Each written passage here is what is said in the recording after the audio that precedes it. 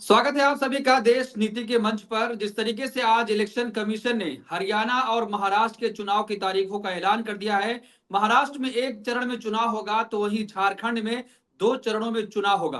13 और 20 नवंबर को महाराष्ट्र में भी होगा और 23 नवंबर को इसके नतीजे आएंगे। तो कुल मिलाकर अब से सिर्फ 35 दिन बचे हैं। पार्टियों को सीट शेयरिंग पर भी बातचीत करनी है और क्या कुछ मुद्दे होंगे। क्या जिस तरीके से कहा जा रहा था कि हरियाणा और जम्मू कश्मीर के साथ महाराष्ट्र और झारखंड के चुनाव होने थे, इलेक्शन कमीशन ने उन तारीखों का ऐलान नहीं किया था। इन तमाम मुद्दों पर बातचीत करने के लिए हमारे साथ मौजूद हैं अंसार इमरान, जो पत्रकार हैं और तमाम चीजों पर नजर रखते हैं। सबसे पहले स्वागत है आपका देश नीति के मंच पर। बहुत बहुत शुक्रिया। सबसे पहला सवाल कि जिस तरीके से ये कहा जा रहा था कि भारतीय जनता पार्टी की हालत महाराष्ट्र में खराब है, जो एनडीए का महायुति गठबंधन बना है, लगातार उसमें अजीत पवार नाराज हैं, वो मीटिंग में नहीं आते हैं, उनके बगैर 2.5 घंटे तक मीटिंग चलती रहती है। अब चुनाव की तारीखों का ऐलान हो गया है, आपको क्या लगता है, क्या भाजपा की स्थिति सही है या कि वहां की जनता नाराज है? देखिए, महाराष्ट्र की अगर राजनीति को समझना है आपको तो कुछ पुराने पहलू भी याद रखिए। जरा 20 साल की राजनीति को टटोल कर देखिए, तब आपको कहानी समझ में आएगी। एक हम्म। वक्त होता था महाराष्ट्र में, कांग्रेस का एक छत्र राज चलता था। कांग्रेस वहां पर सबसे बड़ी पार्टी के रूप में आती थी। फिर कांग्रेस में से ही वहां पर एनसीपी का उदय होता है। इसके बावजूद कुछ चुनावों के बाद कांग्रेस और एनसीपी मिलकर चुनाव लड़ते और अक्सर सरकार बनाकर चलाते थे। दूसरी जो साइड होती थी सामने वाली, वो होती थी भाजपा और शिवसेना। शिवसेना उस टाइम वहां पर बड़े भाई के रूप में मौजूद होती थी, और जो भाजपा होती थी वो छोटे भाई का रूप इख्तियार करके उस तरीके से चलती थी। पर कुछ टाइम पहले तक, मतलब कुछ समय पहले तक, ऐसा माहौल बना कि भाजपा ने शिवसेना में तोड़फोड़ करके शिवसेना को और कम सीटें देके उनको और एकदम लिमिटेड कर दिया, और बड़े भाई की भूमिका खुद निभाने लगे। सोचिए, पिछला चुनाव जब ये इंडिया गठबंधन में नहीं आए थे उद्धव ठाकरे, उससे पहले पहली बार हुआ था महाराष्ट्र के इतिहास में कि भाजपा ज्यादा सीटों पर चुनाव लड़ी थी और शिवसेना कम सीटों पर। ये पहली बार हुआ था, वरना 180 190 सीटें शिवसेना लड़ती थी और बाकी की बची हुई भाजपा। ये सारी किस्सा कहानी मैं क्यों बता रहा हूँ? वो इसलिए बता रहा हूँ कि जो भाजपा सभी पार्टियों को तोड़ के, चाहे वो एनसीपी की बात करिए, शिवसेना की बात करिए, या कांग्रेस के विधायकों सांसदों को खरीदने की बात करिए, सोचती थी कि हम बड़े भाई की भूमिका में हैं, तो उस भाजपा को हालिया लोकसभा चुनाव में, इससे पहले जो चुनाव हुए उनमें भी इस बात का पता चल चुका है कि अब वो बड़े भाई की जो भूमिका वो निभा रहे हैं, चाहे गठबंधन में हो चाहे सरकार में हो, उससे उनका पूरा मामला खत्म हो चुका है। अब बड़े भाई की भूमिका में कांग्रेस आ चुकी है। कांग्रेस वहां पर, चाहे लोकसभा की बात करिए, चाहे जो अभी तक के प्रिडिक्शन चल रहे हैं, उसमें सिंगल लार्जेस्ट पार्टी बनती हुई दिख रही है। दूसरी बात कि जो भाजपा कल तक कहती थी कि हमने शिवसेना को दो टुकड़ों में तोड़ दिया है, तो अब भाजपा सिंगल लार्जेस्ट पार्टी या सबसे बड़ी पार्टी बनेगी। वो शिवसेना के दो टुकड़े होने के बावजूद भी जो शिवसेना उद्धव ठाकरे की है, उसके बराबर भी नहीं पहुंच पा रही है। लोकसभा की सीटें अगर काउंट करेंगे तो उद्धव ठाकरे को 9 सीटें मिले थे और दूसरी पार्टी को 7 सीटें।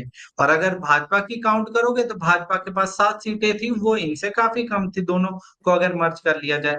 तो ये पूरी किस्सा कहानी क्यों है? किस्सा कहानी इसलिए है कि लोगों को, खास तौर पे महाराष्ट्र की जो मराठा अस्मिता है, उस पर ठेस पहुंची। उनको लगता है कि आपने शिवसेना को तोड़ के दगा किया है, आपने लोगों के साथ धोखा दिया है, बाला साहब ठाकरे के साथ धोखा दिया है। इस टाइप का जो माहौल बना है ना, पूरा मराठवाड़ा का रीजन हो, चाहे मुंबई वाला रीजन हो, चाहे पुणे वाला रीजन हो, ये सब जगह पर, ठाणे वाला रीजन हो, ये सब जगह पर एक मैसेज तो चला गया है कि आपने शिवसेना को तोड़ के अपने कंट्रोल में ले लिया। एक मैसेज। दूसरा मैसेज कि भाजपा की जो सरकार है, ये डिस्प्यूटेड सरकार है। ये डिस्प्यूटेड कैसे है? कि लोगों को तोड़ फोड़ के ही अपनी सरकार को चलाना चाहती है और प्रदेश का माहौल खराब करके अपनी सत्ता को कायम रखना चाहती है। आप सांप्रदायिक तनाव की बातें किसी दूसरे शहर में करें तो चलता है, मगर जो महाराष्ट्र, जिसे कैपिटल कहा जाता है, इकोनॉमी की कैपिटल कहा जाता है, वहां पर अगर सांप्रदायिक तनाव होगा तो डायरेक्टली इकोनॉमी पर असर पड़ेगा। इसलिए लेकिन वहां के लेकिन लोग इमरान साहब चाहते यहाँ हैं पर कि उन्हें सवाल, शांति से रहें। जी, सवाल ये है कि जिस तरीके से ये कहा जा रहा था कि 12 अक्टूबर तक सीटों की बात हो जाएगी महायुति गठबंधन की, लेकिन अभी तक नहीं हो पाई। अब इलेक्शन की तारीखों का ऐलान हो चुका है, तो क्या जो अंदर फूट है जिसकी वजह से सीटों पर बातचीत नहीं हो पा रही है? सीटों, देखिए मैं वही तो आपको बता रहा हूं कि लड़ाई किस बात की, लड़ाई इस बात की है कि कौन बड़े भाई की भूमिका में होगा, कौन मुख्यमंत्री का चेहरा होगा, कौन डिप्टी चीफ मिनिस्टर बनेगा, कौन होम मिनिस्टर बनेगा। मसला एक और है कि हो सकता है कि भाजपा वहां पर मुस्लिम विरोधी छवि को टॉलरेट कर सके, पर जो एनसीपी है इनकी अजीत पवार वाली, उसे मुसलमानों का वोट चाहिए। वो आपकी सरकार को कोई ऐसा काम नहीं करने देंगे जो उसकी मुस्लिम विरोधी छवि को बनाए। वो बड़े पैमाने पर इस बार मुसलमान कैंडिडेट को उतारने भी जा रहे हैं चुनाव में। ऐसे ही शिवसेना जो एकनाथ शिंदे की है, चाहे उनकी छवि हिंदुत्ववादी है, इसके बावजूद वो भी चाहते हैं कि उनकी मुस्लिमों के प्रति नेगेटिव छवि ना बने। तो ये जो आपसी टसल है ना, एक दूसरे के साथ नूरा खिश्ती चल रही है, यही वो बुनियादी वजह है जिसकी वजह से अभी तक सीट शेयरिंग पर कोई मुकम्मल बात हो नहीं पाई है। तो क्या जब सरकार जो चल रही थी उसको तोड़ा गया, विधायक खरीदे गए, तो जिस तरीके से मुख्यमंत्री थे देवेंद्र फडणवीस, लेकिन उनको डिप्टी सीएम बनाया गया, उस पर भी बातचीत नहीं हो रही थी, वो मान नहीं रहे थे। तो क्या जब चुनाव आया है तो क्या इस बार वो मुख्यमंत्री की सीट देंगे या अपने पास रखेंगे वो? एक बात तो मान लीजिए कि भाजपा जिस भी पार्टी के साथ गठबंधन करती है उस पार्टी का सत्यानाश करके छोड़ती है। ये फैक्चुअल बात है, इतिहास उठा के देख लिए यही होता है। और तय रहा कि एकनाथ शिंदे के साथ इस बार मुहे मुहे वाला सीन होगा। क्यों होगा? क्योंकि भाजपा और टॉलरेट नहीं करेगी। आपको जितना टॉलरेट करना था, जितना, भाई आप आधी से भी कम सीटों पर चुनाव लड़ेंगे, पहली बात। दूसरी बात, जीतेंगे भी तो आधी से ज्यादा कम सीटों पर चुनाव जीतेंगे। तो एक 40 सीटों वाली पार्टी को 100 सीटों वाली पार्टी क्यों सीएम का चेहरा बनाएगी?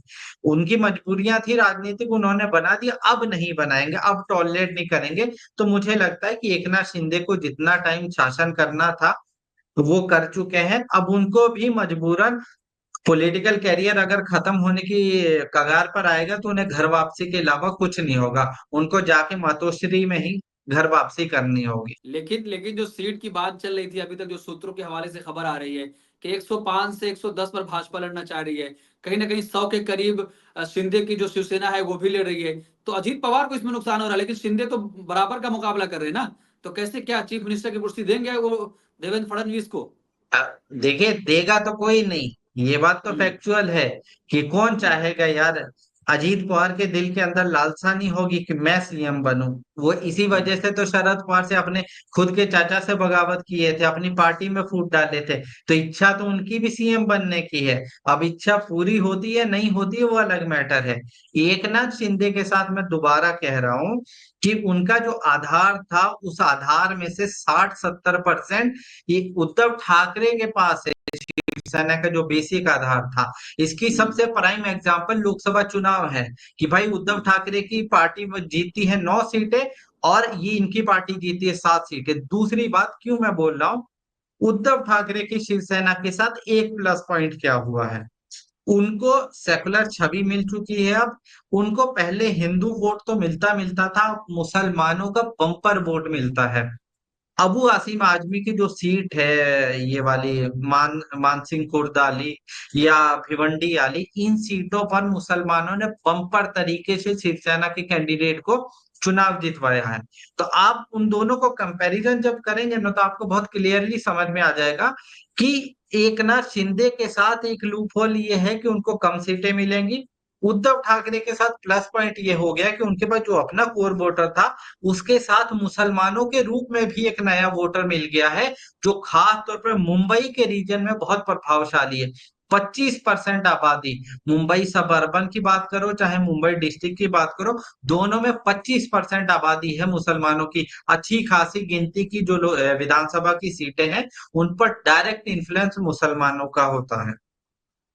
तो लेकिन लेकिन एकनाथ शिंदे ये कह रहे हैं कि मैं तो शिव सैनिक की सम्मान के लिए सब सारी चीजें किया हूँ, जो हमारा जो मकसद था वो पूरा नहीं हो रहा था, वो कांग्रेस एनसीपी के साथ चले गए, तो ये सारी चीजें करने के लिए भाजपा के साथ आया हूँ, जो हमारा वोट है वो मुझे मिलेगा, उद्धव ठाकरे को कहीं नहीं मिलेगा, उनको सिर्फ एक मुस्लिम पार्टी होकर रह गई है, जैसे कहा कि वोट जिहाद हो रहा है यहाँ पर।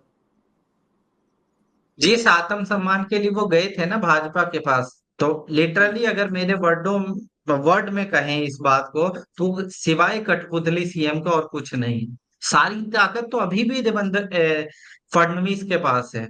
आप तो खाली दिखावे के लिए एक चेहरा है, डमी चेहरा, कि आपको बैठा दिया है कि आप बैठ जाइए और आप मुख्यमंत्री के तौर पे प्रिटेंड करिए। सारी ताकत आज भी भाजपा के पास है, सभी तगड़े मंत्रालय उनके पास है, सारा पावरफुल स्ट्रक्चर उनके पास है।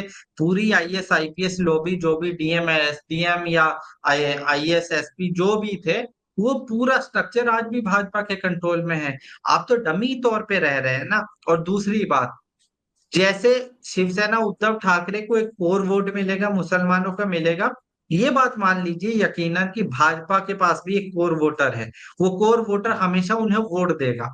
एकनाथ शिंदे के साथ दगा होगा यहाँ पर। दगा क्या होगा कि उनकी छवि बनी है कि आपने बाला साहेब ठाकरे की जो पूरी लेगेसी थी, उस लेगेसी को खत्म कर दिया, उसको तोड़ दिया, उनके बेटे के साथ ही धोखाधड़ी की है। तो ये जो धोखे वाला मिजाज है, ये लोगों को पलटने के लिए काफी है। दूसरी बात, यही सेम चीज अप्लाई होती है अजीत पवार पर। अजीत पवार के साथ भी सेम कहानी है कि लोगों के बीच में ये छवि कि अजीत पवार धोखेबाज है। उन्होंने शरद पवार को धोखा दिया है, अपनी पार्टी को तोड़ दिया, अपनी पार्टी को ही बर्बाद कर दिया। तो इस टाइप का मामला उनके साथ भी चल रहा है। दूसरा एक जो सबसे अहम पॉइंट है, जो मुझे लगता है कि हमें करना चाहिए या जिस पर हमारा फोकस होना चाहिए, महाराष्ट्र वो स्टेट है जहां पर मल्टी पार्टी कल्चर है। एक पार्टी का चुनाव नहीं है कि कांग्रेस और भाजपा है और चुनाव होगा, एक पार्टी जीत जाएगी आ जाएगी। मल्टीपल पार्टीज है, भाजपा है कांग्रेस है, दो पार्टियां होगी। शिवसेना के दो टुकड़े हैं वो हैं, एनसीपी के दो टुकड़े हैं वो हैं। लोकल इतनी पार्टियां हैं छोटी छोटी, चाहे वंचित बहुजन आघाड़ी की बात करिए, चाहे एमआईएम की बात करिए, चाहे छोटी छोटी ये जो दलित पार्टियां हैं उनकी बात करिए, कुछ मराठा पार्टियां उनकी बात करिए, तो दो दो चार चार सीटों पर सबका इन्फ्लुएंस है। तो इस इन्फ्लुएंस की वजह से महाराष्ट्र के चुनाव हमेशा बहुत मल्टी डाइवर्स होता है, और डाइवर्स चुनाव जहां पर होगा, वहां पर हमेशा इस बात का इम्कान रहता है कि मान लीजिए कि भाजपा को लग रहा है कि हम सरकार बना रहे हैं, अचानक से ऐसा नैरेटिव चेंज होता है कि पार्टियों का कॉम्बिनेशन दूसरी तरफ चला जाए और भाजपा कहे कि यार हमारी तो सरकार बन रही थी, हमारे साथ तो खेला हो गया। तो इस टाइप की सिचुएशन वहां पर बन सकती है। एक आखिरी पॉइंट जो मुझे लगता है कि हमें डिस्कस करना चाहिए, हम्म। सेकुलर पार्टियों का एक बड़ा कोर वोटर है मुसलमान। हम्म। मुसलमानों के दम पर वो चुनाव जीतते हैं, अच्छी खासी सीटें जीतते हैं। मगर पिछले कुछ टाइम में महाराष्ट्र में देखा है कि मुसलमानों को पॉलिटिकल पार्टिसिपेशन के मामले में दरकिनार किया गया। हम्म। पहले क्या होता था, मुसलमान एक तरफा तौर पे कांग्रेस को वोट देते थे या कोई इक्का दुक्का जगह पर एनसीपी को देते थे। अब मुसलमानों के ऑप्शन में एमआईएम भी है। एमआईएम 2 सीटों पर चुनाव जीती है, 5 सीटों पर दूसरे नंबर पे रही, 7 सीटों का इन्फ्लुएंस पहले ही है। मुझे लगता है कि जो अभी रैली का आयोजन किया प्रॉफिट मोहम्मद को लेकर, उन्होंने जो उनकी बेअदबी हुई है उस मामले में, उसके बाद उनका इन्फ्लुएंस 12 सीटों पर पड़ चुका है जो मुस्लिम मेजोरिटी की है। 25 के आसपास मुस्लिम मेजोरिटी की सीटें हैं जहां पर डायरेक्ट मुसलमानों के इन्फ्लुएंस है। उसमें से आधी सीटें एमआईएम के कंट्रोल में जा चुकी हैं। चाहे वो चुनाव न जीते, मगर सेकंड नंबर पे वही रहेंगे और चुनाव हारने की वजह वही बनेंगे। 2 से 4 सीटें समाजवादी पार्टी अबू आसिम आजमी के कंट्रोल में है, ठीक है। वंचित बहुजन आघाड़ी का खास तौर पे अमरावती, औरंगाबाद, बीड़, अकोला, इस साइड में अच्छा इन्फ्लुएंस है मुसलमानों के ऊपर, तो अच्छा डेंट वो भी देंगे। तो कुल मिला के ये है कि कांग्रेस और एनसीपी को भी इस बात की टेंशन है कि जिन मुसलमानों की ठेकेदारी लेके हम कुछ भी करते थे, उन्होंने अपना ठेकेदार बदल लिया, अब उन्होंने किसी और को अपनी ठेकेदारी दे दी है। तो जरा सा टेंशन उधर वाले के खेमे की बजाय इधर वाले खेमे में भी है।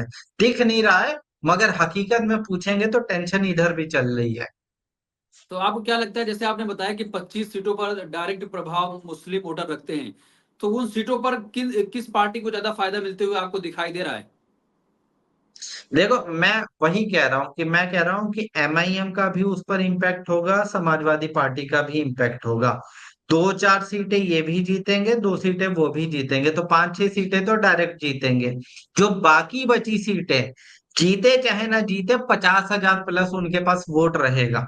और 50,000 प्लस वोट का मतलब है कि जो सामने वाली कथित सेकुलर पार्टी एनसीपी हो, शिवसेना हो, चाहे कांग्रेस हो, उनको उनके वोट शेयर में डेंट होने वाला है। तो इसलिए मैं कह रहा हूं कि ये जो इन्फ्लुएंस है ना, इन्फ्लुएंस बहुत बड़े पे, एक होता है कि 2, 4, 5 हजार 10,000 वोट ले लो। आप अगर हिस्ट्री निकाल के देखोगे 2014 के बाद से एमआईएम को बहुत सारी सीटों पर 50,000 प्लस वोट मिल रहा है। इतना वोट बहुत होता है, एक विधायकी जीतने के लिए काफी होता है। थोड़ा बहुत अगर इक्वेशन वो बना ले तो हो जाएगा। मेरा अपना मानना है, पर्सनल राय है निजी तौर तो पे, लेकिन कि लेकिन जो आपको क्या, सेकुलर पार्टियां, हाँ हाँ हाँ, बोले बोले। आप आपको क्या लगता है कि इस बार जो 288 विधानसभा सीटें हैं महाराष्ट्र में, भारतीय जनता पार्टी अभी सरकार में है, तीन पार्टियां हैं सरकार चला रही हैं, तो क्या उसको नुकसान उठाना पड़ेगा, सत्ता से बाहर जाएगी या फिर वापसी कर रही है? देखिए, मेरा अपना मानना है, जो अभी के वहां के लोकल सर्वे भी हुए हैं, भाजपा और हम्म, शिवसेना का जो गठबंधन है, उस हम्म, गठबंधन में तकरीबन इनको 120, 25, 30 के आसपास सीटें मिलेंगी। इसके बाद की जितनी सीटें हैं वो कांग्रेस के पास जाएंगी, शिवसेना के पास जाएंगी और उधर वाली एनसीपी के पास जाएंगी। हम्म, अभी तक की अगर सिचुएशन की बात करो तो अच्छी खासी मेजोरिटी 160-70 सीटों की कांग्रेस है और उनके गठबंधन के फेवर में जा रही है। अब हम्म, आगामी एक महीने में पता चलेगा कि हवा का रुख किस साइड में है। बुनियादी वजह मैं बता चुका हूं कि सबसे बुनियादी वजह है एंटी इनकम्बेंसी सरकार के खिलाफ, और दूसरी वजह यह है कि भाजपा ने बाकायदा जो वहां की लोकल पार्टियां थी, चाहे एनसीपी या शिवसेना, उसमें तोड़फोड़ की है। इस बात से लोग बहुत नाराज हैं। अच्छा, हम एक बार झारखंड में भी लौटेंगे। जिस तरीके से झारखंड में दो चरणों में चुनाव हो रहा है और महाराष्ट्र में सिर्फ एक चरण में, तो झारखंड में जिस तरीके से एनडीए के जो गठबंधन पार्टियां हैं, चाहे वो जीतन राम मांझी हो या नीतीश कुमार हो या चिराग पासवान, जीतन राम मांझी कह रहे हैं कि 10 सीट हमें चाहिए, अगर भाजपा नहीं देती है तो हम सोचेंगे, हमारी पार्टी अकेले दम पर चुनाव लड़ेगी। क्या लगता है, जिस तरीके से वहां पर कई सीटें एससी एसटी के लिए रिजर्व है, तो जीतन राम मांझी दबाव डाल पाएंगे या गठबंधन रहेगा या टूटेगा? देखिए, झारखंड के चुनाव को अगर आपने 2 महीने पहले से देखना शुरू किया होगा ना, तो वहां पर हम्म, एक चीज आपको समझ में आई होगी कि भाजपा ने किसी विकास के नाम पे चुनाव नहीं लड़ा है। कोई लेगेसी नहीं उन्होंने छोड़ी, कोई उन्होंने वादा नहीं किया, सिर्फ एक मुद्दे पे चुनाव लड़े। क्या है मुद्दा? मुसलमान घुसपैठी आ गए हैं, बांग्लादेशी आ गए हैं, रोहिंग्या आ गए हैं, आदिवासियों की जमीन पर कब्जा कर लिए।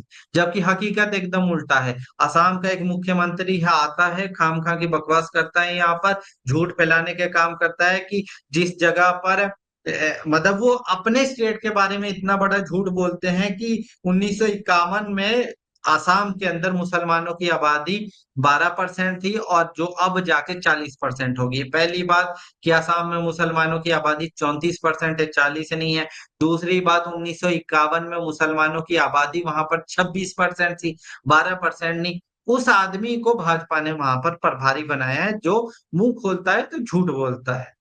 उसको जब वहां पर बनाया प्रभारी, तो उस आदमी ने वहां पर एक नैरेटिव चलाया कि बांग्लादेशी और रोहिंग्या आ गए हैं, मुसलमान घुसपैठिए हैं, आपके जमीनों पर उन्होंने कब्जा कर लिया है, आपके घरों पर कब्जा कर लिया है। तो ये जो नैरेटिव है, इस नैरेटिव ने उस पूरे चुनाव को सांप्रदायिक बनाने का काम किया है। एक फैक्ट मैं आपको बता दूं कि पिछले कई चुनाव आप देख लेंगे तो आदिवासियों की रिजर्व सीटें 28 है। झारखंड के अंदर 81 में से 28, उसमें से 26 सीटें जेएमएम जीतती है। वहां पर पिछली बार भी जीती थे, 2 सीटें भाजपा जीती थी।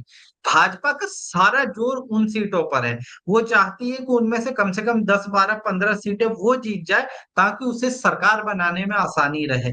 वो इसी के लिए सब कर रही है। आदिवासी अस्मिता की बात कर रही है, चाहे वो मुसलमान घुसपैठियों की बात करी, ये सब उसी को पोलराइज करने की बात है। दूसरी बात, मेरी एक शिकायत झारखंड मुक्ति मोर्चा से भी है कि भाई, आदिवासियों के बारे में एक नैरेटिव ये होता है कि वो हिंदू धर्म को नहीं मारते हैं, उनका एक अपना धर्म है जिसे सरना बोला जाता है। वो रिलीजन के कॉलम में भी सरना लिखते थे। पर हाल के टाइम में जो देखने को मिला है, हेमंत सोरेन अपने आप को कट्टर हिंदू टाइप की छवि में पेश कर रहे हैं कि मैं बहुत प्रैक्टिसिंग हिंदू हूँ। तो कहीं ना कहीं ये वाली छवि आदिवासियों के बीच में नेगेटिव इमेज की तरह गई है। जो सोचते थे कि हम अलग है, हमारी आइडेंटिटी अलग है, आप अगर उसको किसी के साथ मिक्सअप कर दोगे तो आदिवासी उससे थोड़ा-सा इनसिक्योर होंगे। उनको लगेगा कि नहीं यार ये तो हमारा आदमी था पर ये शायद अब बड़ा आदमी बन गया है, ये बड़ी-बड़ी गाड़ियों में घूमता है, ये आदिवासी नहीं। ये वाला जो नैरेटिव है ना, वरना जैसा उनको 6-8 महीने जेल के अंदर रखा, वो खाली सिंपैथी में चुनाव जीत जाते हैं। जैसा वो माहौल था। मगर जो ये भाजपा के नैरेटिव की वजह से वहाँ पर फाइट हो गई है। चाहे कांग्रेस की बात करिए, चाहे भाजपा की बात करिए, चाहे झामुमो की बात करिए, इन्हों में अब फाइट का मामला, अब ये कोई नहीं पार्टी कह सकती कि हम क्लियर चुनाव जीत रहे हैं मैंडेट के साथ। मुझे लग रहा है 50-50 का मामला है अब, जो थोड़ा-सा ज़्यादा जोर लगा देगा चुनाव में, वो चुनाव जीत जाएगा। मतलब झारखंड में मुकाबला है और महाराष्ट्र में एक तरफा कहीं ना कहीं दिखाई दे रहा है इंडिया गठबंधन के पक्ष में। फिलहाल के टाइम में महाराष्ट्र में अपर हैंड है इंडिया गठबंधन का। झारखंड बहुत आसानी से कांग्रेस जीतने वाली थी, इनकी सरकार जीतने वाली थी, पर हालिया जो घटनाक्रम मैंने देखा है पिछले 1 महीने का, मुझे लगता है कि अब वहां पर वन साइडेड कोई मामला नहीं है, अब वहां पर 50-50 का मामला है। उसकी बुनियादी वजह समझ लो क्यों 50-50 बोल रहा हूँ। शहरी जो इलाके हैं ना, चाहे हजारीबाग हो, रांची की बात करिए या किसी और बड़े शहर की बात करिए, उन सब जगह पर भाजपा का एक कोर वोटर है जो उसे ही वोट देता है, उसे ही चुनाव जितवाएगा। एक बेल्ट है जो बिहार से सटी हुई है, उस बेल्ट में भी बिहारी जो वोटर है, जो वहां से माइग्रेट करके आए हैं, वो भाजपा को ही वोट देता है। तो एक फिक्स 20-30 सीटें हैं जो भाजपा और उनके गठबंधन के पास चली जाएंगी। असल लड़ाई कहाँ पर है, जो मुस्लिम सीटें हैं और जो आदिवासी सीटें हैं, कुछ दलित सीटें भी हैं, वहां की लड़ाई है। उस लड़ाई में मुझे लगता है कि कांग्रेस और झारखंड मुक्ति मोर्चा ने थोड़ा सा अपने बैटल ग्राउंड को कमजोर किया है। दूसरी बात एक और समझ लीजिए, बहुत बुनियादी बात है कि इनका भी कोर वोटर कौन था, 15% वोटर मुसलमान था ना। मुसलमानों को लेकर, मुसलमानों का इस सरकार को लेकर बहुत नाराजगी है। बुनियादी 4-5 चीजें बता देता हूँ। जब सीए एनआरसी का मूवमेंट हुआ तो इस सरकार ने कई मुसलमान लड़कों के ऊपर, कम से कम 500-700 लोगों के ऊपर एफआईआर की थी, जिसको बाद में मुस्लिम कम्युनिटी की तरफ से केस लड़ा गया और उनको छुड़वाया गया। जब वहां पर बेअदबी वाला मामला हुआ था, नुपुर शर्मा वाला, आपको याद होगा, पॉइंट ब्लैंक पर 2 मुसलमान लड़कों को गोली मारी थी पुलिस द्वारा, कोई इंसाफ नहीं हुआ, उसकी नाराजगी है अभी भी। दूसरी बात, वहां पर जो मुसलमानों की आबादी तो 15% है, पर सीटों पर आप जो देते हैं मुसलमानों को वो सिर्फ 4 या 5 सीटें हैं, तो ये भी कहीं ना कहीं टसल की। इसीलिए मैं कह रहा हूं कि इंटरनल कॉन्फ्लिक्ट जो है इंडिया गठबंधन का झारखंड में, उसकी वजह से वहां पर मामला जरा 50-50 का हो गया है। वरना वो भी बहुत अपर हैंड में था, आप आसानी से चुनाव जीत सकते थे, बहुत इजीली वहां पर एकदम मेजोरिटी के साथ सरकार बना सकते थे। चलिए ठीक है, बहुत हमारी सार्थक चर्चा हुई। इमरान साहब, आपका बहुत शुक्रिया कि आपने इतना टाइम दिया। फिर हम किसी दूसरे मुद्दे पर चर्चा करेंगे। फिलहाल के लिए हम आपसे विदा चाहते हैं। बहुत शुक्रिया।